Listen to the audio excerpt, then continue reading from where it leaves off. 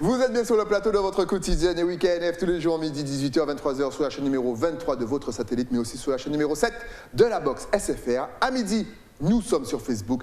À 13h, nous sommes déjà en replay sur le YouTube d'Éclair FM TV. On vous parle de tout ce qui se passe en Guadeloupe et quelque chose d'important, surtout les thèmes de société, la procrastination. Un sujet qui me tient à cœur. Oui, pourquoi est-ce qu'on remet tout toujours à demain? Et surtout, comment lutter contre la procrastination? J'arrive même pas à dire le nom. Ah ben pour en parler, je reçois ma chroniqueuse préférée. J'ai l'honneur de recevoir Audrey Geta. Qu'à nous faire.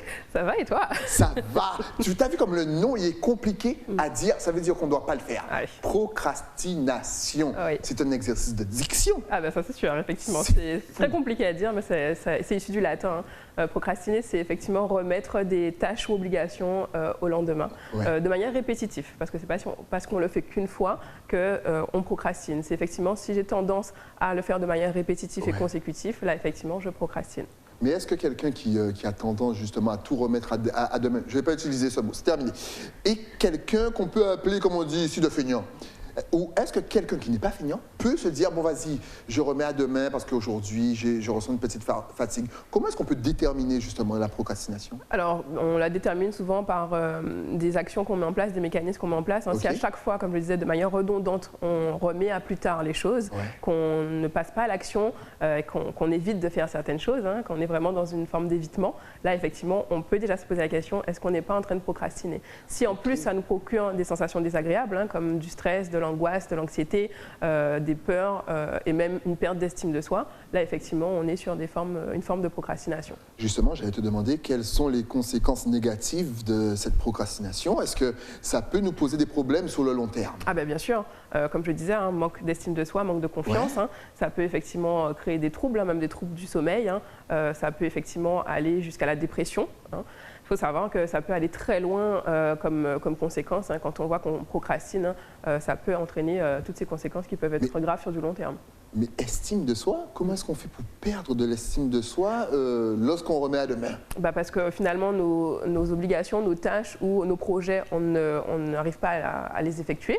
Et du coup, ça nous remet en question perpétuellement. On se dit, effectivement, j'ai un objectif, j'ai un projet à réaliser et je n'arrive pas à le faire. Donc, il y a tout un tas de remises en question qui se fait.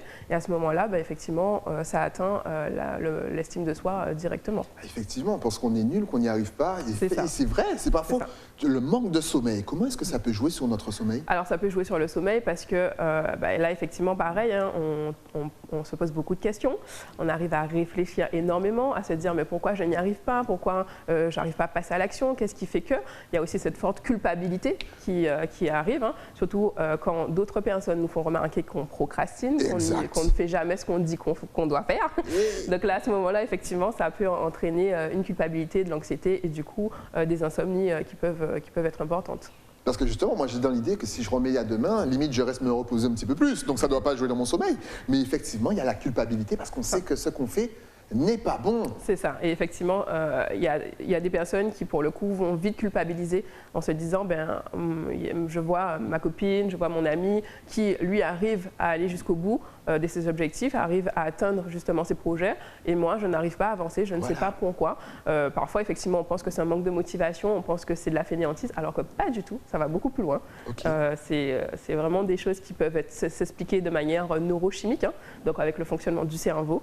Quand on est carencé en ce qu'on appelle neurotransmetteurs, des carences en neurotransmetteurs, effectivement, on procrastine. Donc ça, c'est quand même assez important d'aller identifier ça.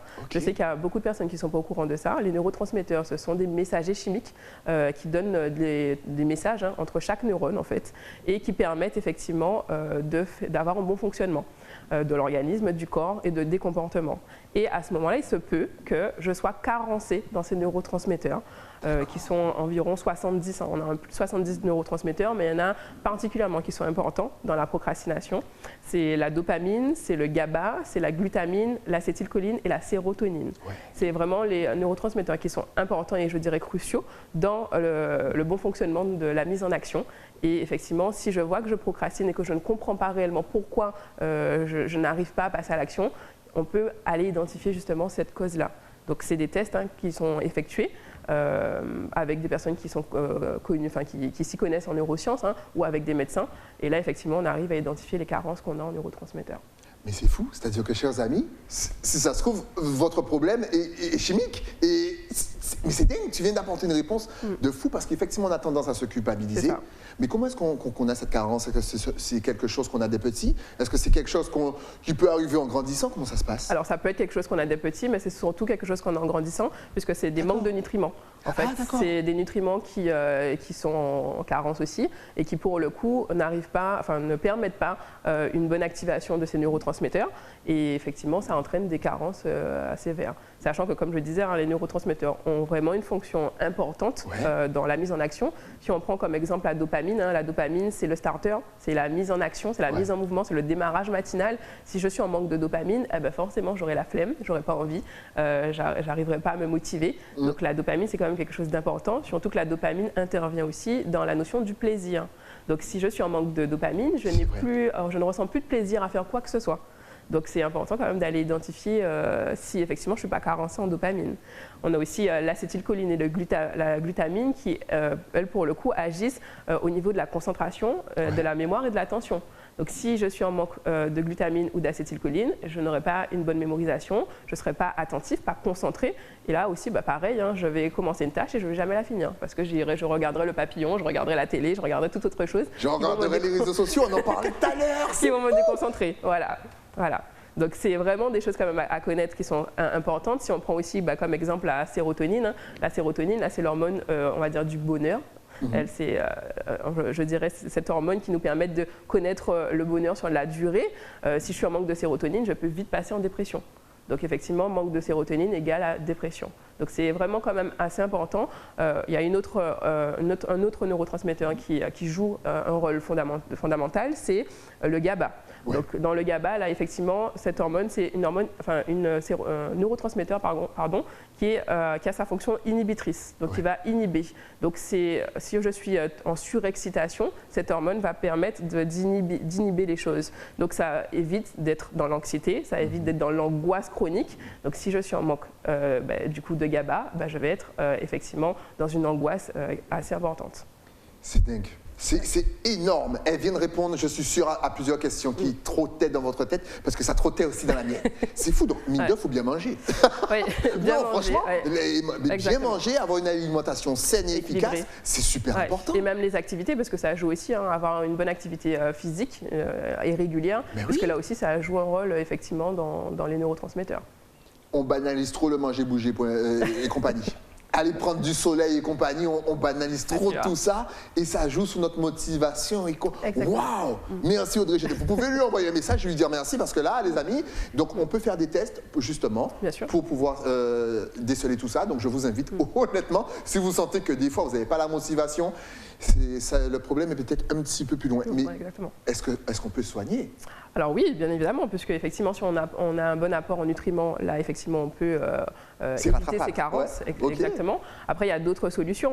Je sais qu'effectivement, au niveau de la procrastination, ce qui est assez intéressant, c'est de travailler avec le brain gym. Ok. Qu'est-ce que le brain gym? Voilà, le brain gym, en fait, je dirais, ça a été inventé par Paul Denison, qui est un professeur en sciences de l'éducation, et qui a inventé 26 mouvements. Ces 26 mouvements permettent une meilleure intégration au niveau des hémisphères cérébraux et vont travailler effectivement sur certaines zones du cerveau.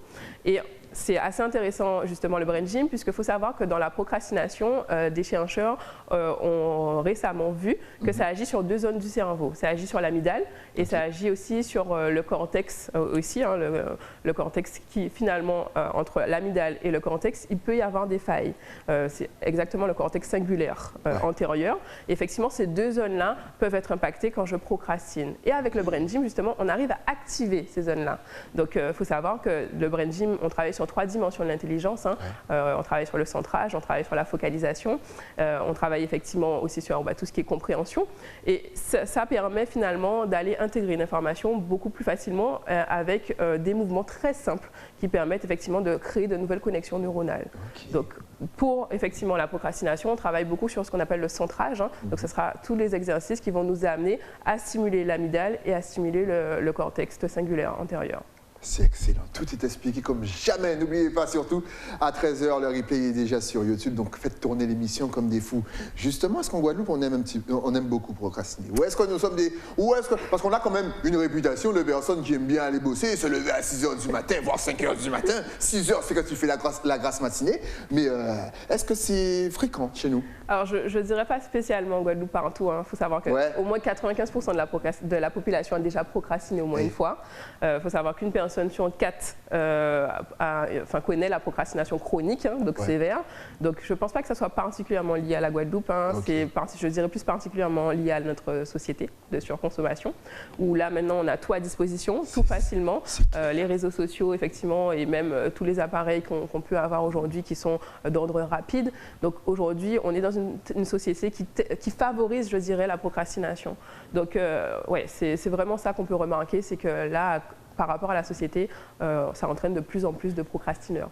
Oui, parce qu'effectivement, tout devient plus facile et plus accessible. Vous pouvez commander de la bouffe, vous pouvez commander tout ce que vous voulez, vêtements et compagnie. Ça t'empêche même de sortir, de marcher, de faire du sport. Après, vous aurez des carences et après, vous n'allez rien vouloir faire. Et ça, c'est la société. Et en même temps, c'est tellement pratique. Quand il fait froid, on aime commander.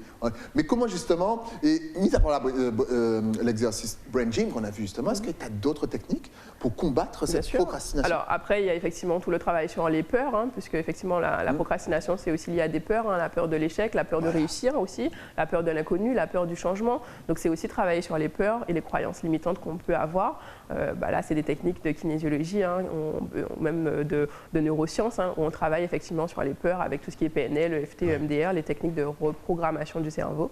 Et à ce moment-là, effectivement, on arrive à libérer les personnes de ces peurs-là pour qu'enfin ils puissent passer à l'action. Donc ça, c'est vraiment quand même assez important.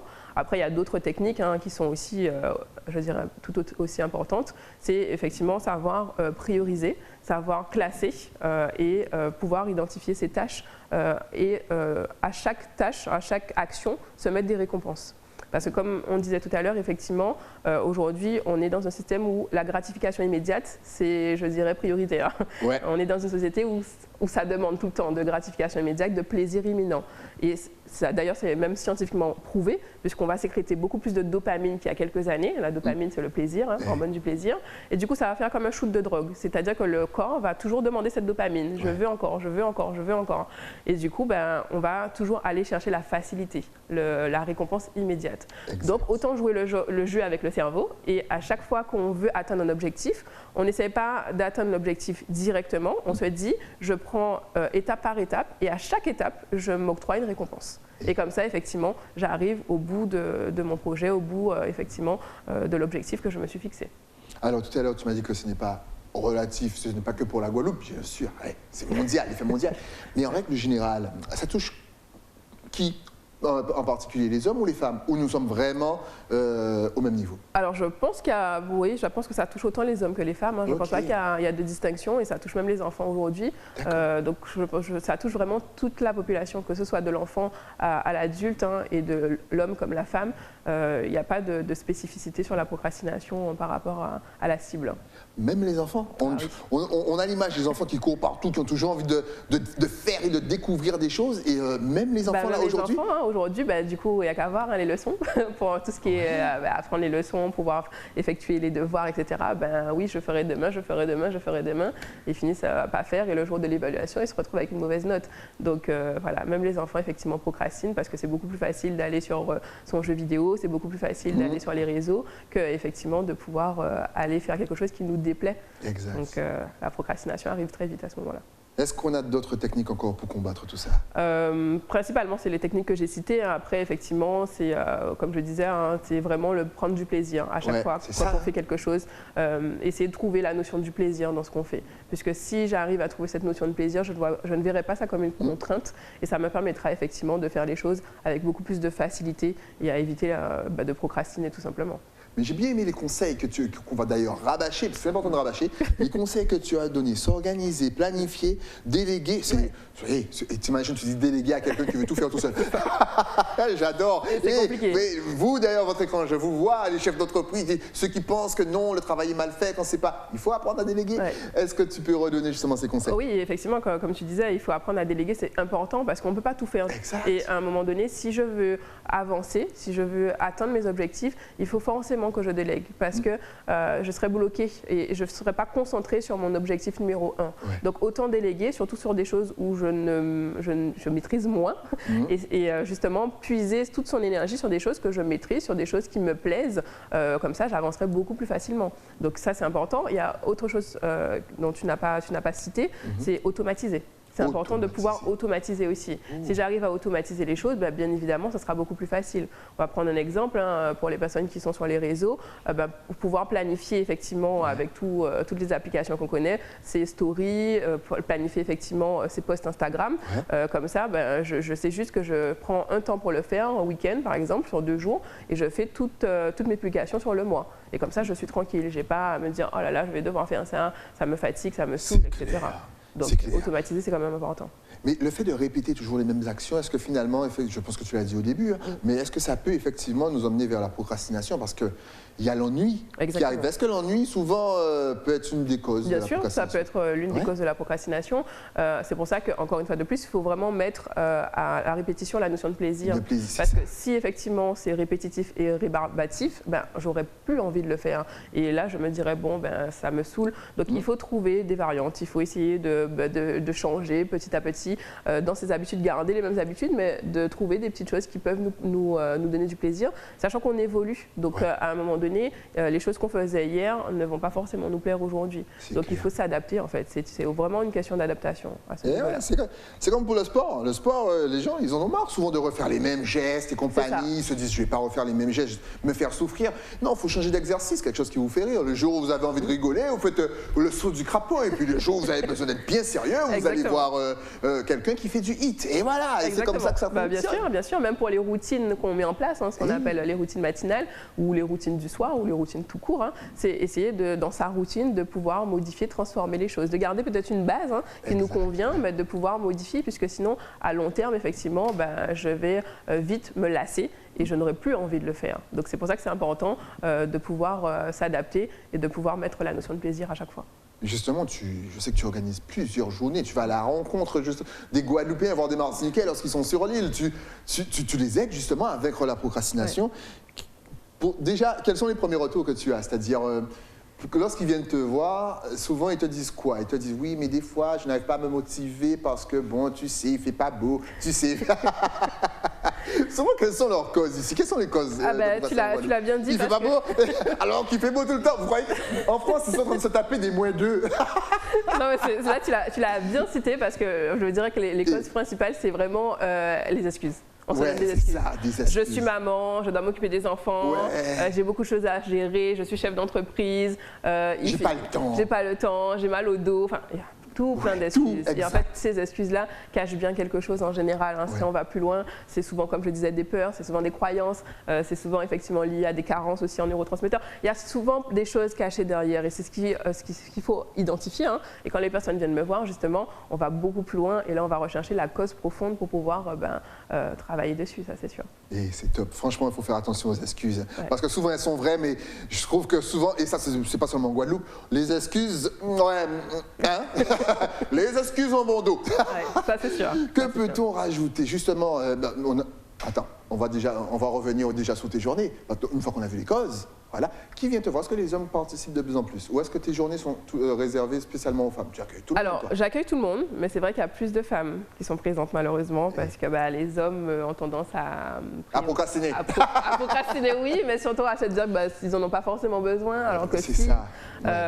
C'est vrai que dès que ça touche à tout ce qui est émotionnel, tout ce qui est vulnérabilité, tout ce qui est faiblesse, tout ce qui est frein ou blocage, généralement, les hommes ne sont pas trop présents. Dès qu'on touche à l'aspect performance, dès qu'on touche à l'aspect financier, là, on a plus les hommes. Mais c'est vrai que pour tout ce qui est émotionnel, je ne les ai pas, en tout cas en groupe. En individuel, j'ai beaucoup d'hommes quand même. En séance de kinésiologie individuelle, j'ai des hommes. Mais c'est vrai que quand c'est en collectif, le fait de se dévoiler à l'autre, les hommes sont encore un peu en retard. Ben oui, hein. Nous sommes Guadeloupéens, badman qui badman pas à dévoiler. En tout cas, et justement, quel conseil donnes-tu, mis à part l'organisation, le brain gym? Est-ce que tu as tes conseils sont adaptés à chaque personne? Oui. Ou grâce au brain gym, le brain gym, par exemple, est universel? Alors, le brain gym, pour moi, est universel, ça c'est sûr. Ça c'est sûr, puisque le brain gym, on peut le faire peu importe qu'on soit un enfant, qu'on soit un adulte, qu'on soit une personne en difficulté, que ce soit au niveau physique, que ce soit au niveau mental, tout le monde peut avoir accès au brain gym. Donc ça, pour moi, c'est extraordinaire, parce que finalement, c'est juste des simples mouvements qui vont permettre de créer de nouvelles connexions neuronales et qui vont permettre effectivement de libérer des peurs, de pouvoir travailler sur la procrastination, de pouvoir travailler sur tout ça. Donc finalement, oui, c'est universel et c'est un outil tellement simple, mais en même temps tellement efficace que déjà, commencer par là, c'est mais tout le monde peut le faire chez soi. Genre, tout le monde peut le faire pendant qu'on fait son petit sport, enfin, oui, entre sport, parce que les fêtes arrivent, les amis, il faut pouvoir perdre pour reprendre. Je sais, c'est un très mauvais conseil. Il ne faut pas m'écouter, il faut écouter mes invités. Mais c'est vrai que l'apprentissage en mouvement, c'est quand même quelque chose d'extraordinaire. Et c'est la base en fait, puisque quand on regarde, quand on est un enfant, quand on est bébé, on n'a pas pris un livre pour apprendre à se tourner, on n'a pas pris un livre pour apprendre à marcher à quatre pattes, on n'a pas pris un livre non plus pour marcher, et pourtant on a pris en compte notre environnement, on a pris en compte, on a regardé, on a observé, et à travers ça, on a pu faire les choses tout seul. Donc ça montre bien qu'on a en nous toutes ces ressources-là, et qu'il faut juste savoir les exploiter tout simplement. Donc c'est ce qu'on arrive à faire avec des techniques du brain gym. Excellent. En tout cas, si vous êtes reconnu dans toutes ces descriptions, n'hésitez surtout pas à vous connecter et puis à aller dans les conférences quand même d'Audrey, même si vous êtes un homme, surtout si vous êtes un homme. Eh oui, c'est important. Est-ce que tu sens que des fois tu mets le doigt là où... Quels sont les symptômes, je dirais, de la procrastination que souvent nous, Guadeloupéens, on pratique, mais on s'en rend même pas compte. Quand par exemple, tu es là, tu parles de ça avec les autres, ils te disent, mais c'est vrai, mais je fais ça, je m'en rends même pas compte. Alors c'est vrai que la plupart du temps, quand même, mine de rien, les gens s'en rendent compte qu'ils procrastinent. Ah, mine de Non, j'avoue, qu'on faut rien, on s'y confond. Oui, parce qu'effectivement, quand ils voient qu'à chaque fois, ils repentent à demain des tâches, quand ils voient que le projet qu'ils avaient dit aller, parce qu'on a les résolutions là, au début d'année, en 2023, je vais faire ça et que 2023 est passé, j'ai toujours rien fait, que je me dis, bon, allez, dans 2 semaines, je termine ça, voilà. Il y a aussi des personnes qui se disent, ça c'est, il faut faire attention à ces personnes, qui disent oui, moi je fonctionne au dernier moment. Je fonctionne toujours au dernier moment. J'aime la pression. Ça, attention, parce qu'effectivement, c'est challengeant pour certaines personnes, mais ça, si ces personnes étaient plus organisées, ils auraient été encore plus performants. Donc là aussi, faut travailler dessus, parce que ça cache aussi des peurs, peut-être même parfois la peur de réussir, justement, d'exceller. Et effectivement, ces personnes-là, je mets un petit doigt particulier à travailler avec eux. La peur de réussir. Et ça peut nous freiner? Bien sûr, bien sûr. La peur de réussir peut nous freiner. Je dirais même particulièrement aux Antilles pour le coup, parce que là, c'est sur les jalousies. Si je réussis, on va me jalouser, on va me porter l'œil, je risque de tout perdre. Enfin, voilà, il y a toutes ces croyances derrière qui nous freinent, qui nous mettent comme un plafond de verre. Je vais atteindre le nécessaire et je n'irai pas plus loin alors que j'ai la possibilité, j'ai le potentiel pour. Ok, c'est génial. En tout cas, on vous rappelle que Audrey Geta répond à toutes vos questions. Si, bien sûr, vous allez la voir, ou si vous la contactez sur les réseaux sociaux, d'ailleurs. Est-ce que tu es prête à nous donner toutes tes adresses? Bien sûr. Puisqu'il y en a énormément, tu connais la chanson, tu regardes juste ici, et ça apparaît comme par magie. Donc sur mon Facebook, c'est Audrey Kinésiologue. Sur Instagram, c'est Audrey.kinésiologue. Et vous allez pouvoir me retrouver aussi sur mon site internet, hein, www.audreygeta-kinésiologue.com. Et sur mon adresse mail aussi pour me contacter par mail, c'est audreygeta.kinesio@yahoo.com. Vous avez tout, alors n'hésitez pas à regarder le replay, parce que cette émission, honnêtement, elle était, surtout au niveau des carences. Ouais. Non, parce que là, tu as répondu. Franchement, tu as dû, encore une fois, sauver beaucoup de vies. Si ça se trouve, il y a des gens qui étaient là dans leur procrastination, qui se disaient, ouais, non, c'est moi qui suis nul, on a vu ça, l'estime de soi, Ouais. alors que c'est sûrement un problème de carence. Ouais, bien sûr. Les gars, vous vous faites tester, vous comblez ces carences, et puis après, vous êtes repartis pour l'infini, voire l'au-delà. Exact. C'est top. Ouais. Si justement, tu avais un dernier message de motivation à faire passer à la Guadeloupe, la Martinique, à Guyane, la Réunion, même si vous êtes loin, sans oublier Saint-Martin, Saint-Barthélemy, Sainte-Lucie, Dominique, Haïti, Jamaïque, Barbade, Saint-Vincent, USVI, hey, Grenada, Spice Mice, I'm coming. Ta vidéo, ta caméra est juste là. Y a pas de T'es souci. prête pour la vidéo? Oui. Ça enregistre. Vas-y. Alors juste un dernier message pour terminer, c'est vraiment apprendre à se connaître parce que plus je me connais et plus j'arrive à identifier finalement qu'est-ce qui ne va pas. Parce que finalement la procrastination c'est ça, hein, c'est qu'on n'arrive pas à connaître, à identifier les blocages qu'on a sur quoi que ce soit, sur des carences, des croyances ou des peurs. Donc identifiez tout ça et vous allez vraiment réussir à atteindre vos objectifs. Simplement. Voilà, c'est top, le conseil est top. Et si vous ne savez pas ce qu'un blocage émotionnel ou une croyance, je vous invite encore une fois, YouTube, Éclair FM TV, KNF Playlist, blocage émotionnel, on en parle avec une invitée. Eh oui, comment casser ses croyances, on en parle aussi. On vous met bien. Est-ce que vous êtes bien? Moi, oui. Merci à toi d'être passé. On se retrouve très vite dès qu'il y a quelque chose de chaud, bien entendu. Eh oui, la chroniqueuse. Vous avez vu, du bleu et du jaune, comme les couleurs de la chaîne. Merci à toi, Audrey. On se retrouve très vite. Et nous aussi, on se retrouve très vite. Toujours sur la chaîne 23 du satellite Éclair TV, mais après la pub. Eh oui, à tout de suite.